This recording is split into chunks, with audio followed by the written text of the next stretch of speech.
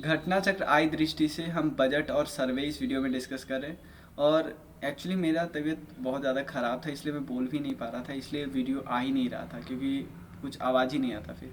तो इन्वायरमेंट और अभी भी ख़राब है। तो इन बट एग्ज़ाम से जैसे आप लोग ट्रैवलिंग भी कल आप में से बहुत लोग ट्रैवलिंग करोगे एग्ज़ाम जाते वक्त, तो एटलीस्ट रास्ते में ये कान में लगा के हेडफोन लगा के ये सुन लेना है at least. Environment, science and tech and UP आज रात तक मैं इन तीनों को अपलोड कर दूंगा। ठीक है, बजट देखते हैं। बजट का क्या है कि जीडीपी ग्रोथ रेट, बजट सबसे पहले 1 फरवरी को रिलीज किया जाता है हमारे फाइनेंस मिनिस्टर के द्वारा। जो जीडीपी नॉमिनल ग्रोथ रेट है वो क्या है 10.5%। नॉमिनल ग्रोथ रेट क्या है 10.5%।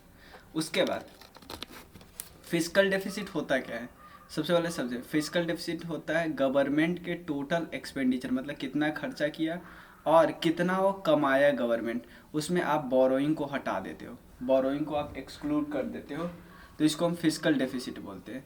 तो फिजिकल डेफिसिट का जो टारगेट था ना पिछले साल 6.4% का, वो हमने अचीव कर लिया। इस साल का टारगेट है 5.9% ऑफ जीडीपी, मतलब इतना हमको कहीं से बोरो करना पड़ता है, कम जाता है इतना पैसा। एक्सपेंडिचर की बात करें तो ये याद नहीं रखना है, ये भी याद नहीं रखना है, पिछले साल से थोड़ा ज़्यादा हो गया था एक्सपेंडिचर। कितना टारगेट दिया गया 45,03,097। उसके बाद ग्रॉस फिजिकल डेफिसिट होता है total expenditure minus revenue deficit, non debt creating capital deficit, ये सब। अब पैसा सबसे ज़्यादा आता कहाँ है और सबसे ज़्यादा जाता कहाँ है। सबसे ज़्यादा आता कहाँ से, बोरोइंग करते हैं और लाइबिलिटीज़ जो होती है। तो सिंपल समझो, अगर बोरो ज़्यादा करेंगे तो फिर इंटरेस्ट पेमेंट तो करना पड़ेगा ना, तो सबसे ज़्यादा पैसा हमारा जाता है इंटरेस्ट पेमेंट में। उसके बाद सबसे पैसा ज़्यादा आता कहाँ से, कॉरपोरेशन टैक्स और इनकम टैक्स, दोनों से ऑलमोस्ट बराबर आता है लेकिन इससे ज़्यादा होता है, लेकिन उससे पहले होता है GST, goods and services tax. ठीक है, उसके बाद यूनियन एक्साइज ड्यूटीज, उसके बाद non tax receipt, custom, non debt capital receipt. और जाता पैसा कहाँ कहाँ है, एक तो यहाँ पे चला गया।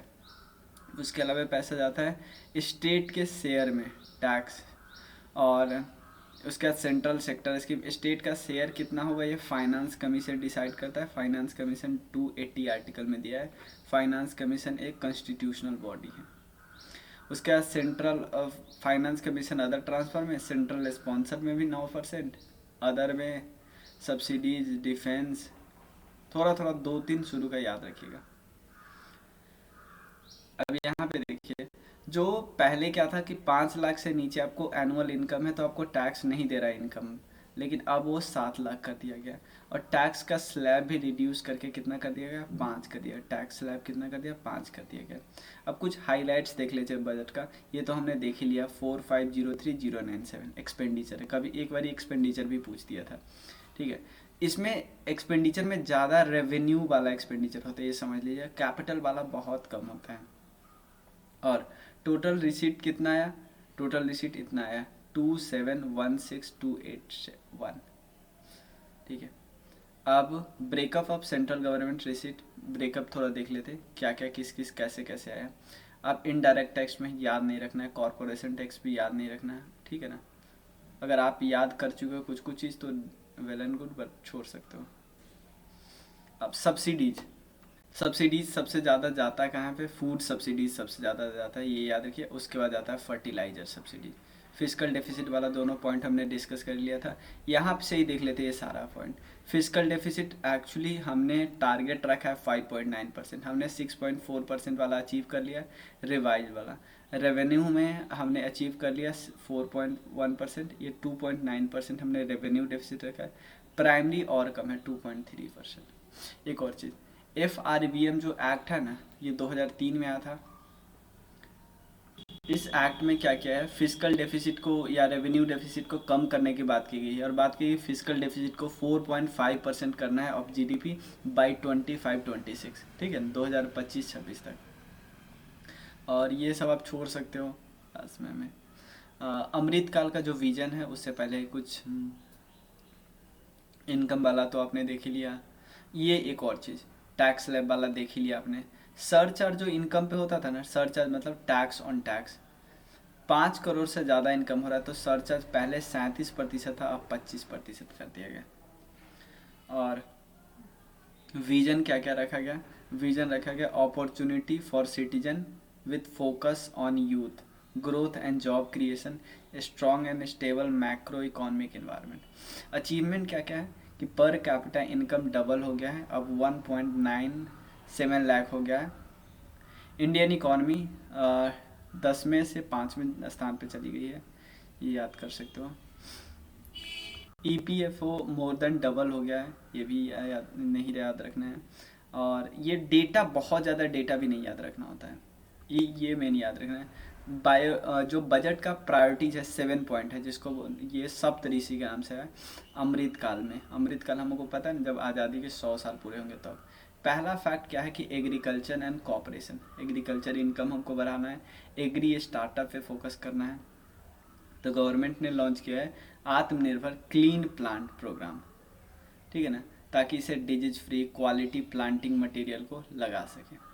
ग्लोबल हब बनाना है, ये बहुत इंपॉर्टेंट है, global hub for millet, millet के लिए ग्लोबल हब, क्योंकि 2023 में आपको पता है यूएन में इंटरनेशनल ईयर ऑफ मिलेट्स भी मनाया गया। इसलिए आपसे पूछा श्री अन्ना, आपने न्यूज़ में वर्ड सुना है, वो है क्या? ये ग्लोबल हब है मिलेट्स का। और इंडिया एक्चुअली लार्जेस्ट प्रोड्यूसर है और सेकेंड लार्जेस्ट एक्सपोर्टर है श्री अन्ना का, श्री अन्ना मतलब मिलेट्स का, ठीक है। और एक और चीज़, the Indian Institute of millet research, ये कहाँ पे? ये मुझे ये पॉइंट ना कुछ ज़्यादा ही लगता है कि इस पॉइंट से आना ही आना है एक, the Indian Institute of millets research कहाँ पे? हैदराबाद में। उसके बाद नेक्स्ट है हेल्थ, एजुकेशन और स्किलिंग, ये कितने, ये सब नहीं याद रखना है। सिकल सेल एनीमिया का एक मिशन है कि इसको हमको ख़त्म ही करना है बाई 2047 तक। उसके बाद क्या है? रीचिंग, मतलब जो लास्ट माइल कनेक्टिविटी है ना, उस तक, मतलब ऐसे लोग जिस तक अभी गवर्नमेंट पहुंच नहीं पा रही थी उस तक पहुंचने की बात की गई है। पहला एस्पायरेशनल डिस्ट्रिक्ट प्रोग्राम तो हमने किया ही था, एस्पायरेशनल ब्लॉक प्रोग्राम कर रहा है। उसके अलावा पीवीटीजी के लिए क्या है? प्रधानमंत्री पीवीटीजी डेवलपमेंट मिशन लॉन्च किया गया। उसके बाद ये बहुत इंपॉर्टेंट है, भारत श्री। भारत श्री क्या है? Bharat shared repository of inscription, ठीक है ना। डिजिटल एपिग्राफी म्यूजियम बनाना है। भारत श्री क्या है ये भी आपको पता होना चाहिए। उसके बाद infrastructure and investment, capital investment as a driver of growth and job की बात करते हैं कि भाई जितना ज़्यादा कैपिटल इन्वेस्टमेंट होगा तो 10 लाख करोड़ के इन्वेस्टमेंट की बात की गई। उसके अलावा और एक capital outlay of 2.40 crore has been provided to railway, याद रखिएगा। रेलवे को कितना प्रोवाइड किया गया? 2.40 लाख करोड़। उसके बाद unleashing the potential under mission एक कर्मयोगी है। कर्मयोगी में क्या किया जाता है? जो सिविल सर्वेंट है ना, उसके कैपेसिटी बिल्डिंग प्लान है। तो ये बहुत अच्छा ऑप्शन है कि मिशन कर्मयोगी किसके है? सिविल सर्वेंट के लिए। विवाद से विश्वास तक 2 जो इंट्रोड्यूस किया गया है MSME में फॉर सेटलिंग कॉन्ट्रैक्चुअल डिस्प्यूट, जो डिस्प्यूट होता है ना कॉन्ट्रैक्ट के साथ, उसको दूर करने का। डिजी लॉकर सेटअप किया गया है बाय MSME लार्ज बिजनेस और चैरिटेबल ट्रस्ट। उसके अलावा ग्रीन ग्रोथ की बात करें क्या क्या है, ये भी काफ़ी अच्छा है। इसको PM प्रणाम, इसमें अल्टरनेटिव फर्टिलाइज़र को यूज करने की बात करते हैं, जो केमिकल फर्टिलाइज़र है ना उसको नहीं। 500 new waste to wealth plan बन रहा है अंडर गोवर्धन स्कीम है, गोवर्धन स्कीम है ना, उसके अंदर कुछ और इनिशिएटिव है like bio input resource centre बन रहा है, battery energy स्टोरेशन system, coastal shipping and energy efficient transportation, और ओल्ड पॉल्यूटिंग व्हीकल को हटाने की बात कर रही है। उसका मेन है यूथ पावर। एक है for the promotion of 1 district 1 product का प्रमोशन, GI हैंडीक्राफ्ट। तो यहाँ पे state will encourage to set up unity mall set up करने की बात करें जहाँ पे ये सब बिकेगा। यूथ पावर तो हमें पता है, प्रधानमंत्री कौशल विकास योजना 4.0 लॉन्च किया गया। फाइनेंशियल सेक्टर से रिलेटेड क्या है? नेशनल फाइनेंशियल इंफॉर्मेशन रजिस्ट्री बनाया जा रहा है, central data processing centre, credit guarantee scheme for MSME, एक gift IFSC to promote business activities in gift IFSC। Benefit for senior citizen के लिए क्या है कि डिपॉजिट लिमिट को है ना enhance maximum deposit limit for senior citizen saving scheme के अंदर कितना कर दिया है? 15 से 30 लाख कर दिया है। महिला सम्मान बचत पत्र, ठीक है ना, one time new small saving scheme for a 2 year period with deposit facility of up to 2 lakh for women. ये पूछा जा सकता है। महिला सम्मान बचत पत्र, एक सेविंग स्कीम है महिला के लिए 2 साल के लिए 2 लाख तक का, ठीक है। और क्रेडिट गारंटी स्कीम क्या है, इसमें भी कोलेट्रल फ्री क्रेडिट दिया है, कोई कोलेट्रल बीच में नहीं होगा एमएसएमई के लिए। अब अगला है इकॉनमी सर्वे। सर्वे एक दिन पहले रिलीज होता है जनरली कई साल से, तो ये 31 जनवरी को रिलीज हुआ, वही फाइनेंस मिनिस्टर टेबल करते हैं, बट ये बनाते नहीं है। इकॉनमी सर्वर बनाते कौन है, फाइनेंस मिनिस्ट्री के अंदर कई सारे डिपार्टमेंट है, एक डिपार्टमेंट है डिपार्टमेंट ऑफ इकोनॉमिक अफेयर्स, ये बनाते हैं। और अंडर गाइडेंस किनका होता है, चीफ इकोनॉमिक एडवाइजर का गाइडेंस होता है। और अभी चीफ इकोनॉमिक एडवाइजर कौन है, वी अनंता नागेश्वरन। ये मेन इंपॉर्टेंट कुछ फैक्ट है। Department of economic affairs ministry of finance के अंदर आता है। उसके अलावा गाइडेंस किसका होता है, चीफ इकोनॉमिक एडवाइजर अभी आनंद जी है। अगला क्या है याद रखना है कि सर्वे ने एस्टिमेट किया, देखो हमने नॉमिनल जीडीपी तो हमने याद रख लिया, जीडीपी ग्रोथ 10.5%, बट 2023-24 के लिए सर्वे बोलता है कि रियल जीडीपी ग्रोथ 6.5% रहेगा, ठीक है। बट एक्चुअल ग्रोथ रेट 6 से 6.8 के बीच रहेगा, तो ये सही बात कर रहे हैं। 2022-23 में 7% से ग्रो किया है, भी आपको पता है। इंडिया 3rd लार्जेस्ट इकॉनमी बन गया अंडर पीपीपी, और ये बहुत पहले से था, बट 5th अब बन गया है मार्केट एक्सचेंज रेट के हिसाब से। उसके अलावा रिटेल इन्फ्लेशन कितना है, 6.8%, और जो कि पिछले साल से ज़्यादा है, थोड़ा ध्यान नहीं रखना है। और ये तो बिल्कुल मंथ वाइज तो बिल्कुल ध्यान नहीं रखना है, ठीक है। उसके बाद करेंट अकाउंट डेफिसिट है ना, करेंट अकाउंट डेफिसिट, ये वर्ड सब आप स्टार्टिंग में तो पढ़े ही होंगे। इसमें क्या किया गया है कि ये सेकेंड क्वार्टर का दिया है, तो ऐसे क्वार्टर वाटर वाला नहीं पूछते कि इस क्वार्टर में कितना हुआ, इस क्वार्टर में कितना हुआ। फिजिकल डेफिसिट भी हमने देख लिया कि हमारा टारगेट क्या है, 6.4%। और 2021-22 में देखो 2020-21 में कितना हो गया था, 9.2%, 21-22 में 6.7% हो गया। उसके बाद कुछ वायंट रेवेन्यू कलेक्शन ने हमारे रेवेन्यू फिजिकल डेफिसिट को कुछ कमाया है, ठीक है। और ये पॉइंट तो हम पहले से डिस्कस कर चुके हैं।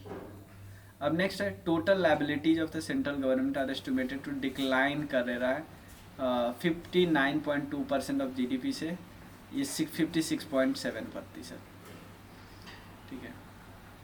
आउटस्टैंडिंग लायबिलिटीज ये छोड़ सकते हो, ठीक है। अब एग्रीकल्चर और एलाइड सेक्टर की बात करते हैं। देखो क्वेश्चन सर्वे से ज़्यादा नहीं आता, बजट से ज़्यादा क्वेश्चन आता है, ये बात याद रखिएगा। सर्वे से आएगा ना तो स्कीम वगैरह डेटा बहुत ज़्यादा क्वेश्चन नहीं आता, इसको आप छोड़ सकते हो सीधे से, ठीक है ना। इंडस्ट्री वाला भी छोड़ सकते हो। सर्विस सेक्टर ग्रो किया है 8.4% से। उसके बाद फॉरेन डायरेक्ट इन्वेस्टमेंट की बात करते हो, एक रिपोर्ट आता है UNCTAD, ये रिपोर्ट आता है, इनके द्वारा एक रिपोर्ट आता है वर्ल्ड इन्वेस्टमेंट रिपोर्ट, बताया कि इंडिया 7th लार्जेस्ट रेसिपिएंट है FDI का 2021 में, और कितना लाया, 84.8 बिलियन।